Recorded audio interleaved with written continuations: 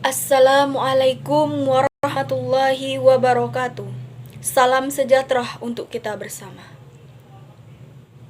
Yang terhormat kepada Bapak Rektor UNP, yang terhormat kepada para staf yang mengajar, dan yang terhormat kepada para tamu undangan yang sempat hadir pada acara seminar nasional saat sekarang ini. Puji syukur marilah kita ucapkan kepada Allah Subhanahu wa taala karena beliau telah melimpahkan rahmat dan karunia-Nya kepada kita bersama sehingga kita dapat hadir pada saat sekarang ini.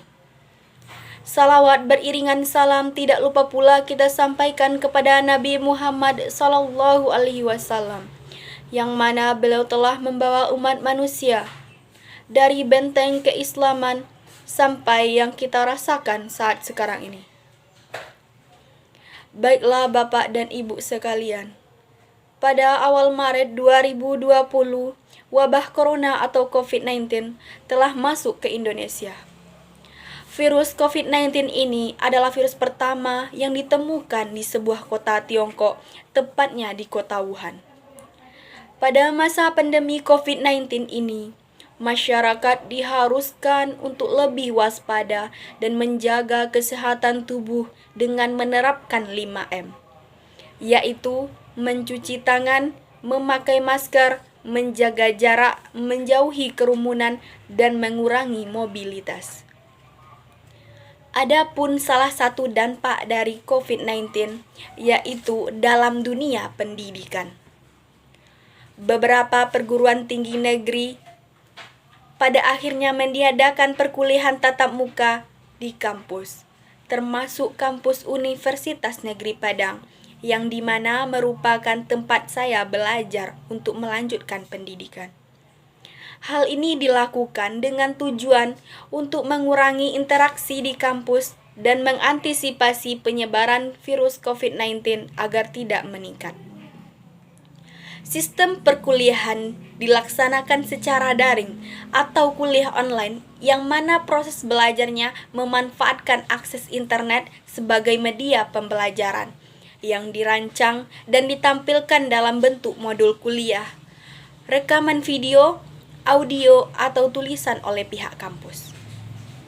Kuliah online ini dilakukan dengan berbagai platform, di antaranya sebagai melalui via Zoom, via Google Meet, WhatsApp Group, dan e-learning yang ada di kampus Universitas Negeri Padang.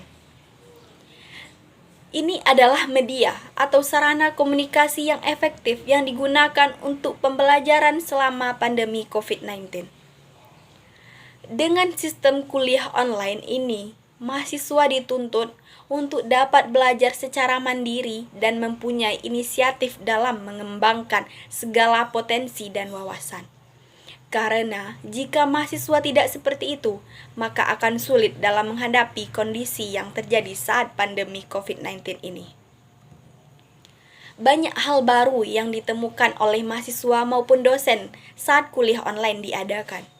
Seperti mahasiswa diajarkan untuk dapat lebih melatih dan mengasah kreativitas dalam pembelajaran online ini. Misalnya, membuat poster, mind map, pembuatan video dengan ide yang bagus agar dapat terlihat menarik dan hasilnya maksimal. Dan nantinya akan diposting di media sosial seperti Instagram atau YouTube. Dalam berlangsungnya kuliah online ini, tentu banyak pengalaman baik suka maupun duka. Tidak seperti saat kuliah offline atau tatap muka, yang mengharuskan mahasiswa hadir di dalam kelas. Justru kuliah online dapat dilakukan di mana saja, baik di dalam rumah maupun di luar rumah, dengan tetap menerapkan protokol kesehatan. Namun, mahasiswa harus dapat mencari tempat yang nyaman dan tenang untuk mengikuti kelas mata kuliah. Karena tempat yang nyaman dan tenang membuat mahasiswa fokus dalam kelas sehingga perkuliahan dapat berjalan dengan lancar dan maksimal. Di sisi lain, pembelajaran secara online ini menjadi tantangan tersendiri untuk mahasiswa, terutamanya saya yang mengalami beberapa kendala. di mana ketika saya sedang pembelajaran via Zoom atau Google Meet, tiba-tiba listrik padam dan pasti terkendala dengan sinyal yang hilang, sehingga menjadi penyebab dari ketertinggalan saya terhadap materi yang disampaikan oleh Bapak atau Ibu dosen. Terlepas dari berbagai kendala tersebut, pembelajaran daring bukanlah sebuah pilihan, melainkan keharusan demi keselamatan bersama. Hal ini bertujuan untuk memutuskan rantai penyebaran COVID-19. Dengan demikian, pandemi bukanlah alasan karena pendidikan harus tetap berjalan. Oleh karena itu, perlu adanya kesadaran dari kita untuk bisa memanfaatkan waktu dengan baik dan tetap bertanggung jawab sebagai mahasiswa.